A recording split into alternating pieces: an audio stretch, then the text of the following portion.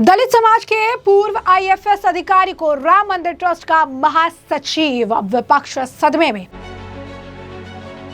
Trust के action से बौखलाए केजरीवाल, नकली शंकराचार्य। अभिमुक्तेश्वरानंद बोले, ट्रस्ट में डाले गए साधु संत केवल दिखावा। राम मंदिर चढ़ावा चोरी के बाद श्री राम जन्मभूमि तीर्थ क्षेत्र ट्रस्ट की बैठक हुई और इस बैठक में ट्रस्ट ने जहां एक तरफ महासचिव चंपत राय और ट्रस्टी अनिल मिश्रा का इस्तीफा मंजूर कर लिया, तो दूसरी तरफ चंपत राय की जगह कृष्ण मोहन को ट्रस्ट का अंतरिम महासचिव नियुक्त कर दिया। कृष्ण मोहन वही व्यक्ति हैं जिन्होंने राम मंदिर चढ़ावा चोरी मामले में एफआईआर दर्ज कराई। जी हाँ, बिल्कुल सही सुना आपने, यानी साफ तौर पर सरकार साथ ही साथ ट्रस्ट इस चीज को पूरी तरीके से मेक श्योर कर रही है कि कोई और गलती ना हो और जो गलती हुई है उसका भी पता चले। जिसने एफआईआर जो है दर्ज करवाई उसी के हाथ में कमान सौंप दी गई ताकि पूरी तरीके से निष्पक्ष जांच हो सके और वो व्यक्ति जिसने एफआईआर दर्ज कराई है उसे जो है पूरा मौका मिल सके ये बताने के लिए कि कहाँ क्या त्रुटियां हुई हैं, किस तरीके से दिक्कत हुई है और क्या लूप होल्स थे, जिसके आधार पर जो है ये बड़ा मामला सामने आया है। आपको बता दें कि इस मामले पर जो है कृष्ण मोहन वो जो है हरदोई जनपद के शाहबाद विधानसभा क्षेत्र से चंद्रपुर गांव के निवासी है। मौजूदा समय में कृष्ण मोहन हरदोई शहर के सिनेमा रोड के अपने आवास में सामाजिक कार्यों में सक्रिय हैं। वो भारतीय वन सेवा के अधिकारी भी रह चुके हैं, पूर्व आईएफएस जो है अफसर रह चुके हैं। वो महाराष्ट्र कैडर में अपनी सेवाएं दे चुके हैं। वे हरदोई के रहने वाले हैं। सितंबर 2025 में ट्रस्ट का नया ट्रस्टी बनाया गया था। ये जगह कामेश्वर चौपाल के निधन के बाद खाली हुई थी। रिटायर होने के बाद से वे हरदोई जिले में समाज सेवा के कार्यों में जुटे हुए थे। राम मंदिर ट्रस्ट की ओर से उन्हें सर्वसम्मति से सदस्य चुना गया है। कृष्ण मोहन ने पढ़ाई लखनऊ यूनिवर्सिटी से की। इसके बाद उन्होंने जो आपको बता दें कि एटॉमिक एनर्जी विभाग में कुछ साल काम किया और फिर भारतीय जो वन सेवा है उसमें वो चुने गए, जहाँ उन्होंने महाराष्ट्र में भी काम किया। 2012 में रिटायर होने के बाद समाज सेवा में काम में जुट गए।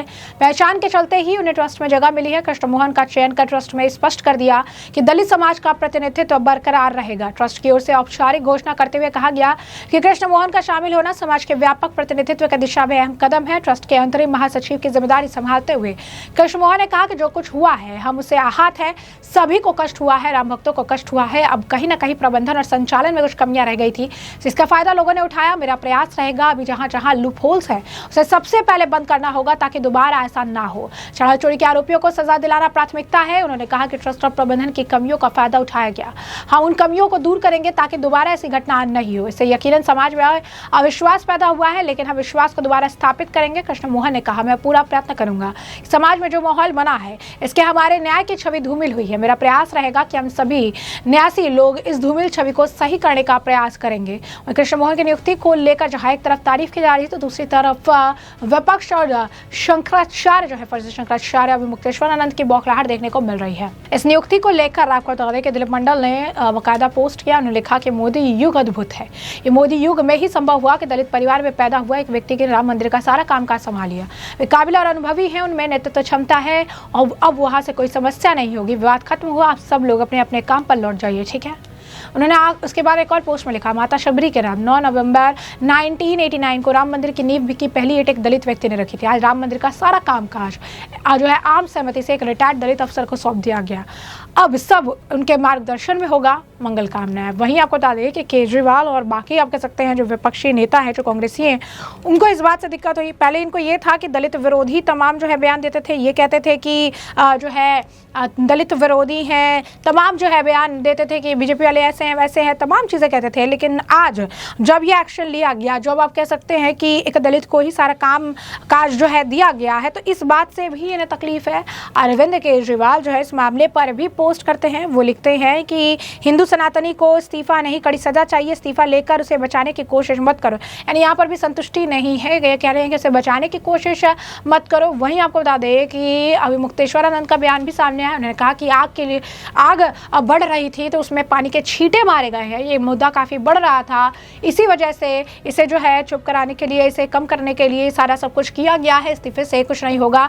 अगर इस्तीफा स्वीकार करने की पत्री सामने आई है तो इस्तीफा जो दिया गया है उसको, उसके जो लेटर्स है वो क्यों नहीं सार्वजनिक किए गए हैं, वो तमाम चीज़ें सामने क्यों नहीं। यानी हर जगह हर चीज़ को लेकर क्वेश्चन जो है उठाने का विपक्ष का काम है। और इसमें अभिमुक्तेश्वरानंद भी बढ़ चढ़कर आप कह सकते हैं कि बयानबाजी कर रहे हैं। क्या कहना है अभिमुक्तेश्वरानंद का, सुनिए। कल महाराज जी चंपत राय का इस्तीफा हो गया अयोध्या मामले पर, कैसे देखते हैं आपको इस मामले में क्या ये आग जो जल रही थी उसके ऊपर पानी का छींटा मारने का प्रयास है कि थोड़ा सा लो कम हो जाए ताकि हम डाइवर्ट कर सकें। इतनी बढ़ गई थी आग, इसको डाइवर्ट कर पाना संभव नहीं हो पा रहा था। इसलिए ये जो इस्तीफे अभी तक जनता के सामने आए ही नहीं, वो इस्तीफे स्वीकार कर लिए गए। पहले इस्तीफा तो आता, जब इस्तीफा स्वीकार करने का कागज जारी हो सकता है तो इस्तीफे का कागज क्यों नहीं जारी हुआ?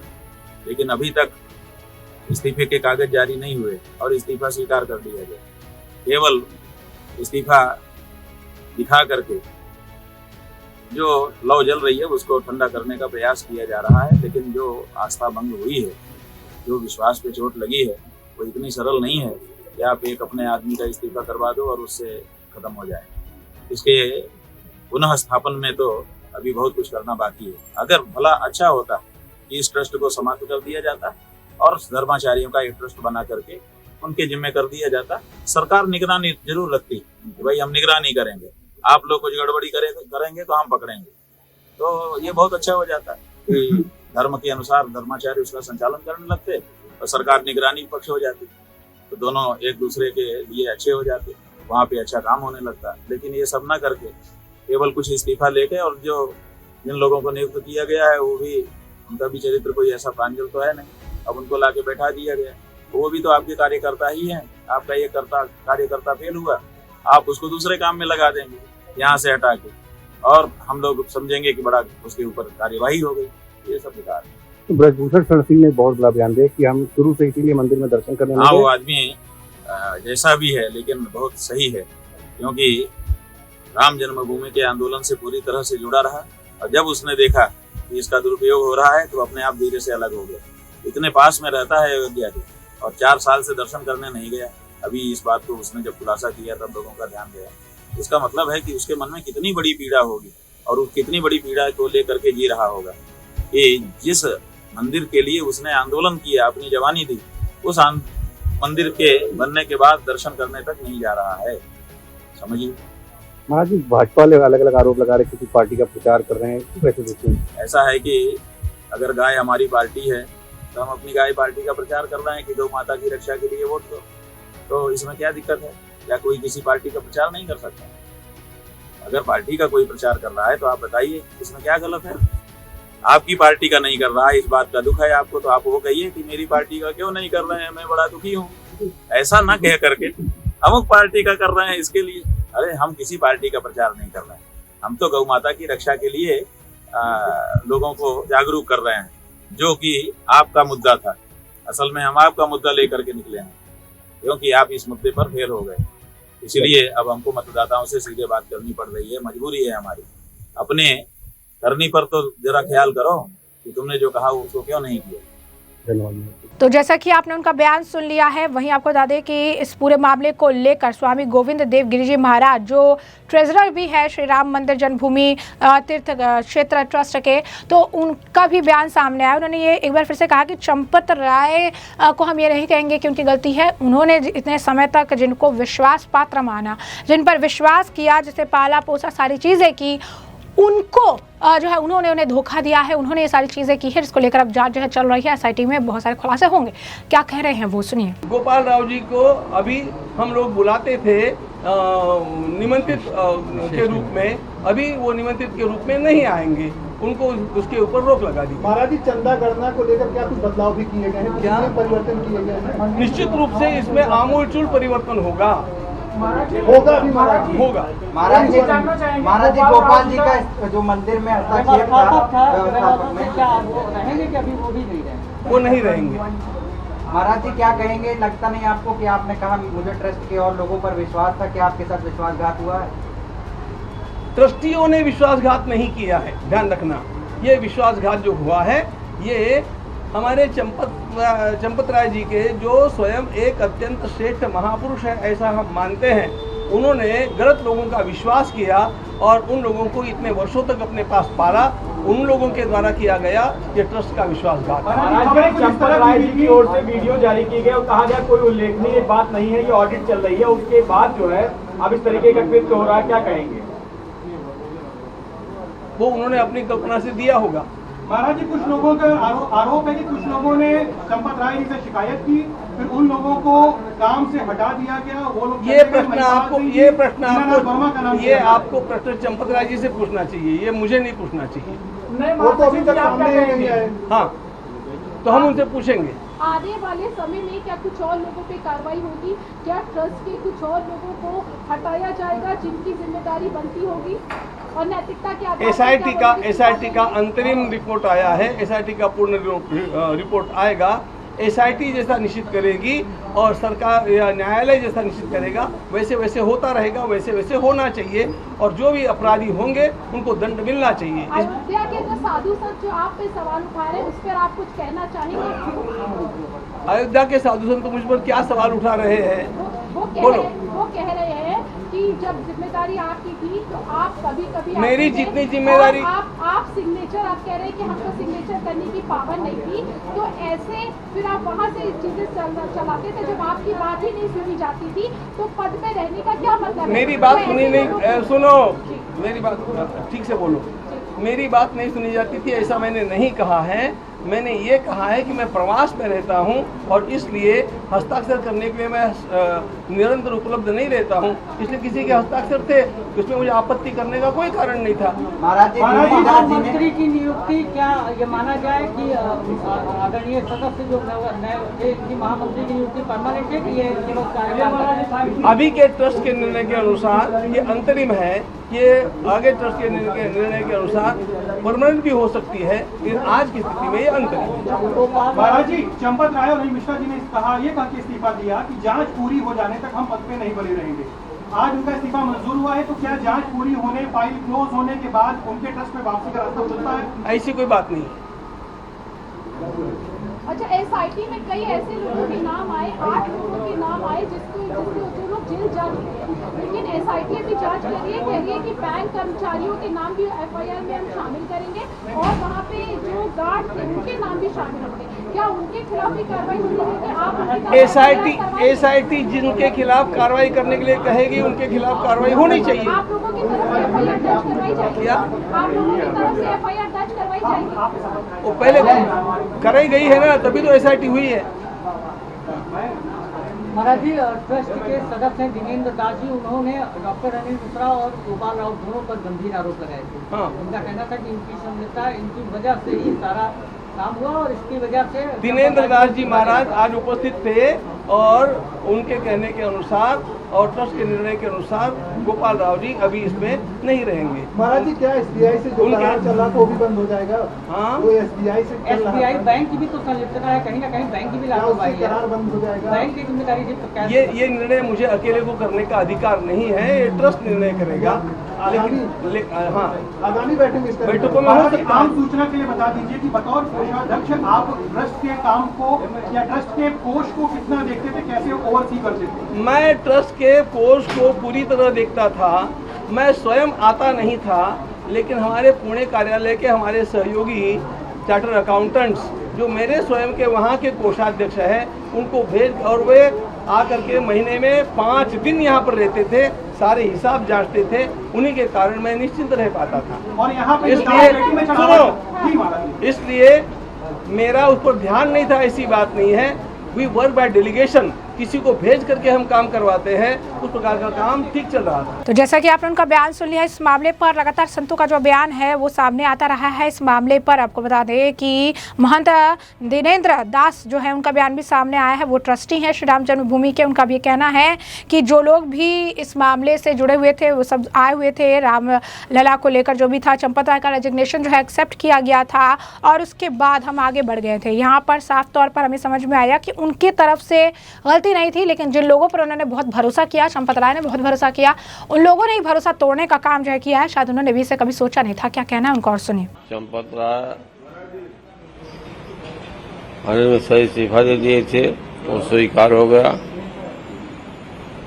मैं ट्रस्टियों से चंपत राय की तरफ से कोई गलती नहीं पाई, यानी उनके इस्तीफा कारण से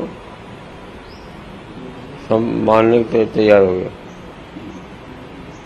उस समय चंपत राय भी नहीं थे, अनिल मिश्रा भी थे, गोपाल थे, लेकिन मौजूदा समय वहाँ नहीं थे। जो मीटिंग थी सर। चंपत राय की कोई गलती नहीं मिली, हम कहे कि इनको रख लिया जाए, लेकिन जन्मभूमि जो मुकदमा देखने वाले वकील थे उनके पास फोन आया कि जैसे वो लिखित दे दिए हैं उसको मान लेना चाहिए। तो ट्रस्टी लोग कहे भाई हम लोग तो मान रहे हैं, लेकिन अब कोर्ट से है कि अगर वो मान दे दिए हैं तो उसको मानना चाहिए, तो इसलिए सबको मानना पड़ा। महाराज जी क्या कहना चाहते थे जिस तरीके से लोगों ने इतना बड़ा आरोप लगाया, उसके बाद आप लोग भी दुखी हुए? अभी जो सोना चांदी का मामला होता है, सब सोना चांदी वहाँ आ गया, सब सोना चांदी रखा है, सब समर्पित हो गया, उसका भी ब्यौरा दिया गया। हाँ पूरा ब्यौरा सब सुरक्षित रखा है। महाराज जी क्या कहना है जिस तरीके से लोग आरोप प्रत्यारोप पर दौड़ चला, अब उसका अंत होना चाहिए? और रामला सब काम पूरा कर दिए, जो गलती थी ये मीडिया वाले गलती दिखाए, आखिर में लोगों को गलती मिल गई, मीडिया वाले फ्रॉड करते हैं।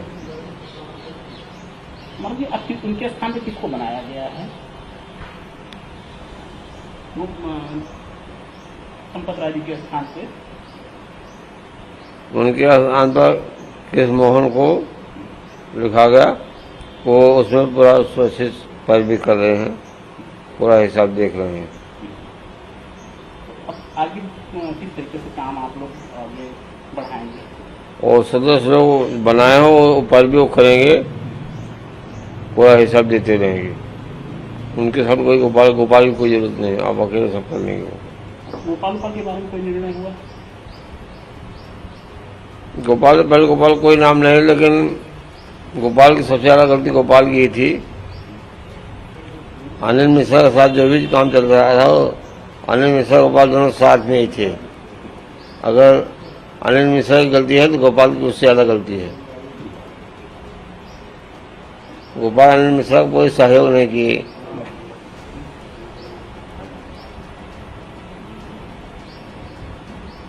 क्या लगता है इनको भी गोपाल राव को भी हटाना चाहिए? और जब गलती हो गई तो हटाने में क्या दिक्कत है? गोपाल जी जिसे आराम को नहीं मानते, हमारे वैष्णव परंपराओं को नहीं मान रहे हैं, तो उसको रखना उचित नहीं है। हमको अयोध्या और वैष्णव संप्रदाय की परंपरा बनाए रखना जरूरी है। जिसके जहाँ भोजन दे रहे उसकी परंपरा बनाए रखना जरूरी है ना। गोपाल जी तो उसके भी बस काम कर रहे थे, उसको रखना ठीक ही नहीं है। तो जैसा कि आपने उनका बयान सुन लिया, वही सुप्रिया श्रीनेत और कांग्रेस के जो अन्य नेता हैं उनका बयान भी इस मामले पर सामने आ रहा है। वो रेजिग्नेशन को लेकर भी क्वेश्चन कर रहे हैं, तमाम तरीके के बयानबाजी भी करते दिखाई दे रहे हैं। क्या कहना है इनका, सुनिए। चंपत राय बंसल और अनिल मिश्रा का इस्तीफा हो जाता है, उनको क्लीन चिट दे दी जाती है। उसका अनाउंसमेंट कोषाध्यक्ष गिरी जी कर रहे हैं, जो खुद मान रहे हैं कि वो कुछ करते नहीं थे। वो एक आदमी को 5 दिन के लिए अयोध्या भेज देते थे महीने में। मतलब प्रभु राम के मंदिर के प्रति इन लोगों की क्या सीरियसनेस थी, क्या गंभीरता थी, आपको इस बात से पता चलता है कि श्रद्धालुओं के, करोड़ों श्रद्धालुओं का जो चढ़ावा आता था, जो भेंट चढ़ाई जाती थी, उसको मैनेज करने के लिए ट्रेजरार ने आउटसोर्स किया हुआ था। कोई आदमी था जो 5 दिन आता था महीने में। और सबसे बड़ी बात यह है कि आरएसएस का इसमें पूरी भूमिका है। चंपत राय को किस हिसाब से इस्तीफा दिया गया, अनिल मिश्रा को किस हिसाब से क्लीन चिट दी गई है। और दूसरी बात यह है कि जो कृष्ण मोहन बनाए गए हैं, जो उत्तर प्रदेश पूर्वी के आरएसएस के प्रभारी होते थे, जिनको अभी महासचिव बनाया गया है, उनकी खुद की भूमिका भी तो संदिग्ध है। सारा ट्रस्ट जो था, उस ट्रस्ट की विश्वसनीयता क्या है? वो पूरा ट्रस्ट इस चोरी में शामिल था। आपकी नाक के नीचे चोरी होती रही, आपको पता ही नहीं चला। और आज हालात ये हैं कि आप यहाँ पर आकर एक दूसरे को क्लीन चिट दे रहे हैं। ट्रस्ट को भंग किया जाना चाहिए, ट्रस्ट की कोई विश्वसनीयता नहीं बची है। और सबसे बड़ी बात यह है कि ये ट्रस्ट प्रधानमंत्री मोदी ने बनाया था, चुन कर लोगों को डाला गया था, सब आरएसएस से संबंधित लोग थे। प्रधानमंत्री चुप बैठे हुए हैं, उन्होंने आरटीआई से इस ट्रस्ट को निकाला, उन्होंने इस ट्रस्ट को जवाबदेही से बचाया। आज वो चुप कैसे हैं? इस सब चीज़ों का जवाब कौन देगा? गोविंद देव गिरी ने यह भी कहा कि जो रामद्रोही है, जो राम के विरोधी है और लगातार बोलते आ रहे, वही अब सवाल उठा रहे हैं। राम इस देश की आत्मा, इस देश के कण-कण में व्याप्त है। प्रभु राम इस देश की नैतिक धुरी हैं, मर्यादा पुरुषोत्तम कहलाते हैं। राम के नाम पर जिन लोगों ने मंदिर को लूट डाला, वो हमें अकल सिखाएंगे, वो सर्टिफिकेट देंगे। असलियत ये है कि इस देश में दिन की शुरुआत सदियों से राम राम कह के होती है। कितने ही लोग हैं जिनके नाम में राम है, राम भरोसे, राम समुझ, राम सेवक, राम खिलावन, कितने लोग हैं। और उस प्रभु राम के मंदिर को लूटने वाले अब भक्ति का सर्टिफिकेट बांटेंगे। वो हमारे धर्म पर कलंक हैं, ऐसे लोग हमारे धर्म पर दब्बा हैं। इन लोगों ने मिलकर राम मंदिर में डकैती डाली है, बहुत बड़ा पाप किया है, आस्था पर प्रहार किया है। तमाम आपने बयान सुने और हमने आपको जो पूरा मामला है विस्तार से बता दिया है। इस पूरे मामले पर अब आपकी भी जो राय हो हमें कमेंट सेक्शन में कमेंट करके जरूर से जरूर साझा करिएगा। धन्यवाद।